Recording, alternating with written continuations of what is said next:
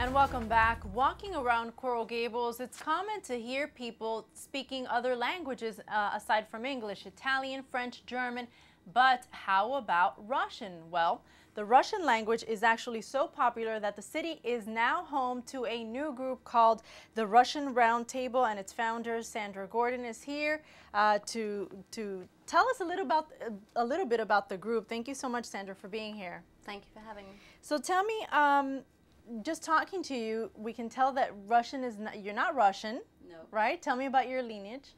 I was born in England. Uh-huh. My father's Scottish, my mother's Spanish, and I actually grew up in Brussels, Belgium. My father's job took him to Belgium, so I grew up there. Wow. So tell me about how you wanted to start this group then, a Russian Roundtable. I moved to Miami, well actually to Coral Gables 2 years ago from Spain, which is where I used to live. And I have time now to study Russian. I looked for courses, couldn't find any, and I found a tutor who still gives me class now. Together we decided to get a group of Russian speakers together so that I could practice Russian. We discovered that there was actually a need for a Russian network in this part of Miami-Dade. And we now, after 18 months, we have 250 members. Wow. So tell me about why Coral Gables. Is it just because it was your general area? Yes, I live in South Gables. I like the area very much. So the project started, from my home, from home base. Do you notice that people come from all over, or is it just from Coral Gables? Because Coral Gables has a pretty diverse cultural base.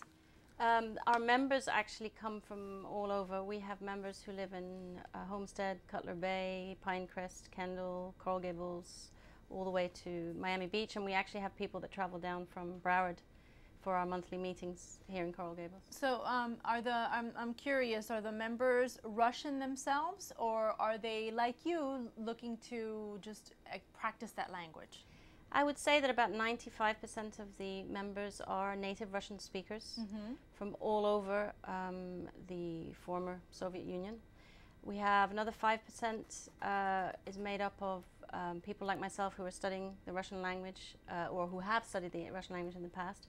And we also, interestingly enough, we have a lot of Cuban members because Cubans often went to the former Soviet Union to study. So we have a lot of Cuban members who speak fluent Russian also. And what has been the response so far? The response has been tremendous. Really? People send me emails of gratitude constantly because we're setting up a network so that people can meet other Russian speakers, can discuss issues that they may have, if they first move to the United States. If they want their children to continue to speak Russian, we also have a family network so that the kids can get together and speak Russian with other children. And so at your monthly meetings, what normally goes on, or what activities do you have when you guys get together? Well, we get together on the first Thursday of the month at Fritz and Franz Beer House here in Coral Gables. And the monthly meeting is actually a social get-together. So it's a chance for people to be introduced to one another. And it's a very laid-back, very relaxed atmosphere. We start at 7 and we typically close the place at midnight. And you have several events, and we were at one recently in July. It was very nice. Tell me about it, because the turnout was pretty good. Yes, we had on the 15th of July, Fabulous Miami, Fabiola Castro, who's a friend of mine, she invited us to attend a party in Brickell.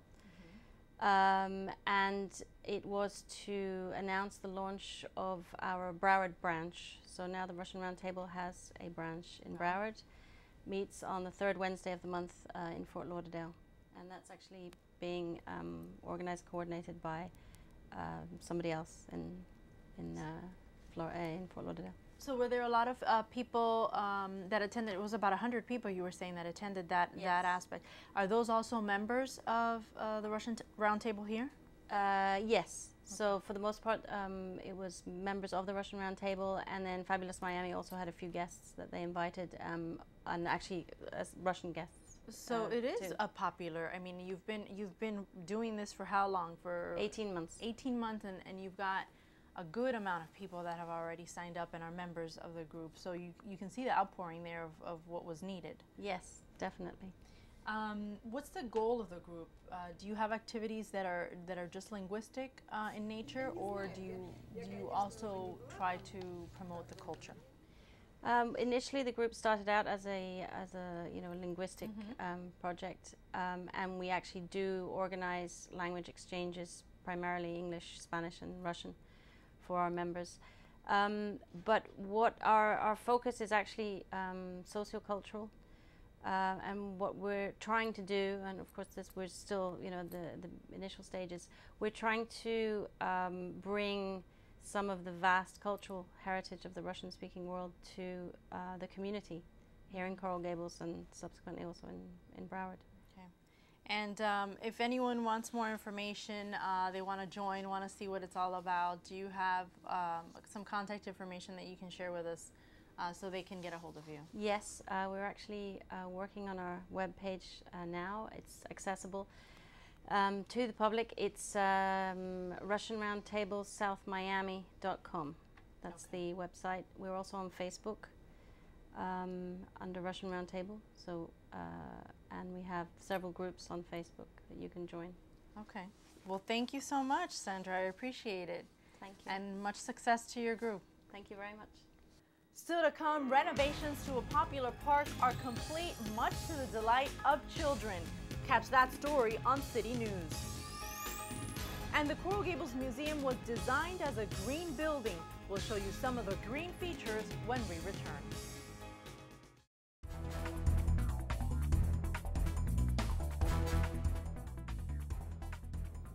Welcome back. A popular park is once again open to the public, and the city's youngest residents couldn't be happier. Rodolfo Roman has that story and others on City News, and he joins us now from the control room. Rodolfo, what park is it exactly? Thanks, Belkis. It's actually Sunrise Harbor Park, and it's offering a lot more amenities just in time for the summer. Sunrise Harbor Park has been upgraded so residents can enjoy a time under the sun. Large green canopies have been installed at the park located at 25 Sunrise Harbor Way. The recreational area now also has 2 new play areas, a refurbished basketball court, restriped parking spaces, and relocated power lines. The $290,000 project was funded from Miami-Dade County's General Obligation Bond and the Florida Recreation Development Assistance Program. Sunrise Harbor Park is just one of the few areas that have received a facelift in recent months.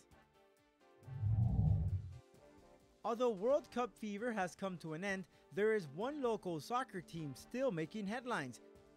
The Coral Gables Storm girls under-14 soccer team recently won the prestigious Florida State League Division I championship.